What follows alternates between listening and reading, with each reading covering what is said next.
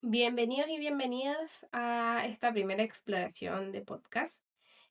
Hoy vamos a conversar sobre un tema que impacta a las comunidades educativas y que de pronto se pone más en boca cuando en los últimos días hemos visto algunos intentos de movilización que han surgido en el contexto de la y los estudiantes secundarios de la Comuna de Santiago. En particular, les vamos a hablar del concepto de control comunitario del currículum, que es una propuesta que desarrolló por ahí por el 2010 o 2011 la Asamblea Coordinadora de Estudiantes Secundarios ACES.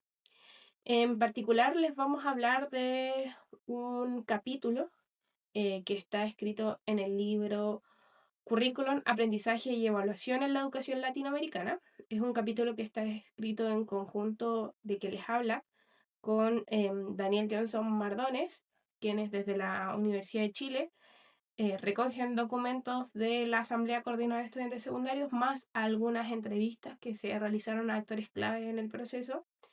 Y el objetivo de este capítulo es comprender el significado de la propuesta y cómo puede abrir caminos para pensar la educación desde las comunidades.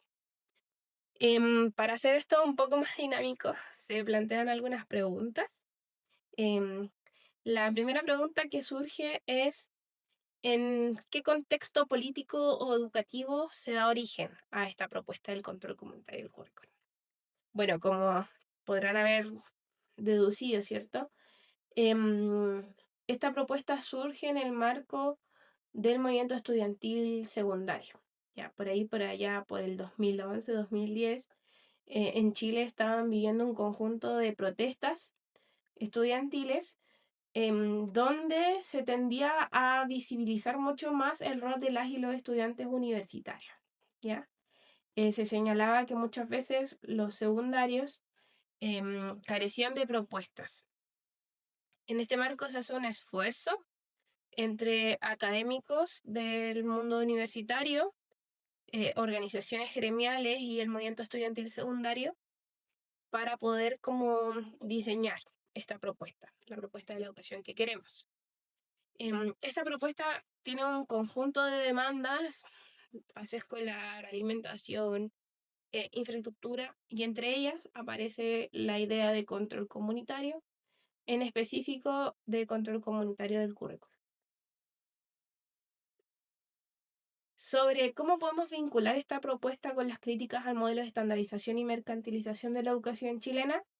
Bueno, sabemos que la estandarización no solamente habla de la evaluación, o sea, del CIMSE o de la PAES en este caso, sino que también habla de una idea que está más o menos instalada, que es comprender el proceso educativo como algo lineal, independiente del lugar geográfico o del tipo de establecimiento en el que tú estudies. ¿A qué me refiero con esto? Por ejemplo, si tú estás en Atacama o estás en Chiloé, vas a aprender lo mismo, en teoría. ¿Ya? Eso es lo que está establecido en la política curricular por medio de las bases curriculares de estudio. Esto se critica desde el movimiento estudiantil secundario, señalando que no podemos hablar de recetas únicas, que lo que se enseña en las escuelas, en los liceos, debe estar vinculado al contexto donde esas escuelas se sitúan. Esto quiere decir que debiese haber una diferencia entre lo que se enseña en Atacama y lo que se enseña en Chiloé. Em, entonces, ¿cómo es que vamos a definir el control comunitario? ¿Cómo es que lo definen la y los estudiantes? Em, la verdad es que es complejo porque hay una definición, por supuesto, que es un modelo, en este caso, de diseño curricular, que surge en el marco de las comunidades escolares, específicamente desde los estudiantes, pero también lo definen un poco como esta idea de consigna y de táctica. Consigna en cuanto nos sirve de titular para exigir algo, en este caso control comunitario del currículum, pero también es una táctica. ¿En qué sentido? En que no es algo que yo pueda exigir, sino que es algo que se construye desde el movimiento social, y que en ese proceso de construcción yo le estoy desarrollando otro tipo de cosas. Por ejemplo, sin control comunitario la organización estudiantil es algo efímero. En cambio, con control comunitario es algo que se mantiene en el tiempo. Cuando lo comenzamos a leer desde una perspectiva más curricular, entendemos que hay algunos marcos teóricos que nos pueden servir para analizar esto. Un ejemplo es la propuesta de Shirley Grundy, quien habla de que hay tres formas de comprender el currículum escolar. Por un lado tenemos un enfoque más técnico, por otro lado un enfoque práctico y un emancipador. La idea es entender también dónde podríamos ubicar esta propuesta, entendiendo que lo técnico está mucho más vinculado a la prescripción, lo práctico a lo que pueden hacer los docentes, y en este caso también al colocar al sujeto estudiante en el centro de este proceso de diseño curricular, aparece la idea de emancipador. También existen otros marcos teóricos, por ejemplo, como es Chiro, quien nos plantea que podemos comprender también el currículum como ideologías que van desde centrado en el aprendizaje, centrado en el estudiante, etc. En este caso encontramos una propuesta que tiene un norte, y es un norte de justicia social. Entonces, en la medida que existe, ¿cierto?, ese norte, también estamos hablando de una ideología curricular que busca la reconstrucción de la sociedad. En ese sentido, también se plantea como una práctica contrahegemónica. Esto quiere decir que lo que está buscando es reelaborar ciertos marcos normativos, ciertos marcos de relación institucional, y dar vuelta a la tortilla, ¿cierto? O sea, que de alguna forma quienes deciden qué es lo que se va a enseñar en ese contexto escolar son las y los estudiantes, que es algo que da vuelta, ¿cierto? La relación normal de diseño donde hay expertos, que son los que diseñan el currículum, profesores que implementan y estudiantes que reciben, sino que se coloca al estudiante como aquel que toma las decisiones y por lo tanto el que se posiciona en el marco. Em, Algunos hallazgos importantes, yo creo que de lo que recuerdo, porque este proceso de investigación fue hace tiempo, era que esta noción de táctica y técnica, para mí creo que fue bien, bien importante, consigna y táctica, pero también sobre las condiciones como que estructuran la posibilidad de que existan proyectos de transformación. ¿Ya? Ejemplo,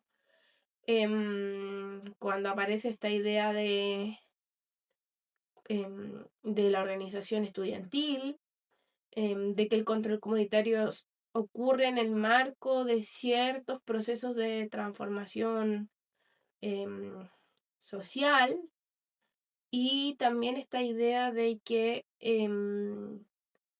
como que está muy asociado también a la protesta estudiantil, o sea, como que son ejercicios un poco de fuerza, de voluntad. Em, ¿Qué potencia tiene este concepto, por lo tanto, para pensar los estudios curriculares?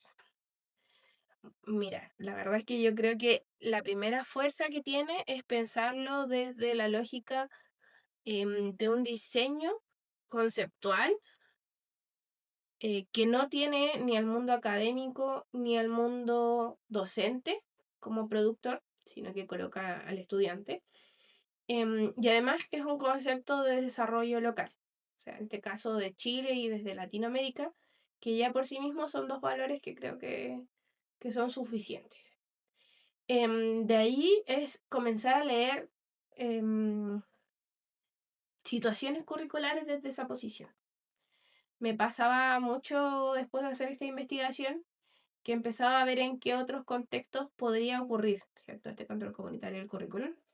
Y pasó que después del 2011, por ahí por el 2018, hubo una protesta estudiantil, universitaria y secundaria, feminista, que tenía diferentes consignas, una de las cuales recuerdo muy evidentemente era el no me callo ni me aguanto, pero que además le llevó ciertas críticas también curriculares. Una de ellas creo que era de alguna forma la más observable, es la de la bibliografía, del 50-50, que se llama, o sea, 50 postulados, textos escritos por mujeres y 50 lo mismo por hombres, ¿ya?